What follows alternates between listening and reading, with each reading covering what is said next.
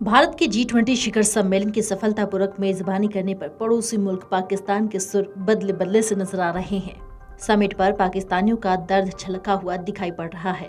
पाकिस्तान की जनता पीएम मोदी की खूब तारीफ कर रही है, साथ ही भारत की सफलता देख करके अपनी सरकार को कोस भी रही है। पाकिस्तानी लोग भारत को अब बहुत मजबूत देश के रूप में देख रहे हैं, क्योंकि दुनिया भर के ताकतवर देशों का भारत में जमावड़ा हुआ है। G20 शिखर सम्मेलन पर पाक की आवाम ने क्या प्रतिक्रिया दी है, वो भी जान लेते हैं। ANI के मुताबिक पाकिस्तान के एक व्यक्ति का कहना है कि आज जब हम अपनी अर्थव्यवस्था को बचाने की कोशिश कर रहे हैं तो भारत टॉप 20 देशों की मेजबानी कर रहा है। भारत ने अच्छा कदम उठाया है, ये भारतीयों के लिए गर्व का पल था। पीएम मोदी की दुनिया के नेताओं के साथ जो तस्वीरें सामने आई हैं, वो भारत के सकारात्मक पक्ष को दिखाने में कामयाब रही हैं। पूरी दुनिया के जो 20 मुल्कों के जो टॉप 20 हैं वो लोग पहुंचते हैं और वो पहुंच के एक ऑर्डर तो होता है उसका। लेकिन देखिए, बहरहाल मैंने जिस तरह कहा कि मईशत के ऊपर फ़र्क तो आता है, जारी बात। वो मैंने जैसा कि सौदे होते हैं तो उसका इंडिया को फ़ायदा तो होगा, ऐसा नहीं है कि नहीं उसको फ़ायदा होगा। इंडिया को बहुत फ़ायदा होगा और इसका फ़ायदा है उसको। सऊदी अरब के क्राउन प्रिंस मोहम्मद बिन सलमान ने पाकिस्तान आने को कहा था, लेकिन वो नहीं आए, बल्कि वो भारत गए, जिससे पता चलता है कि भारत दुनिया के लिए कितना महत्वपूर्ण हो गया है। यह आश्चर्य की बात थी कि बांग्लादेश को आमंत्रित किया गया था, लेकिन पाकिस्तान को आमंत्रित नहीं किया गया था।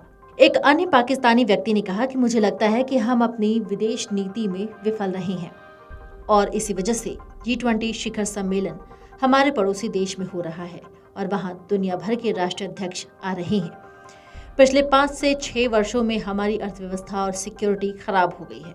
दुनिया ने हमें किनारे कर दिया है।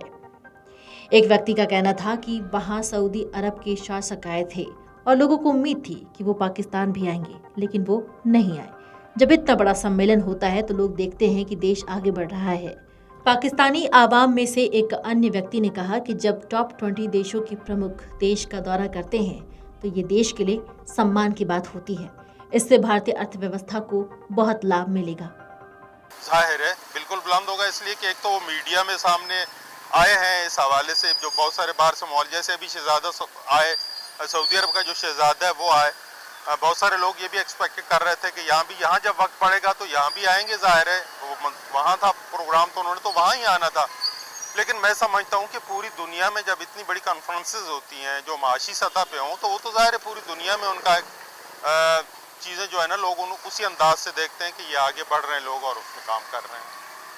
लेकिन इसके बावजूद मैं समझता हूँ कि पाकिस्तान भी जो मौजूदा बहरान से हम गुजर रहे हैं, ये उसके लिए एक बहुत बड़ा चैलेंज बन जाएगा।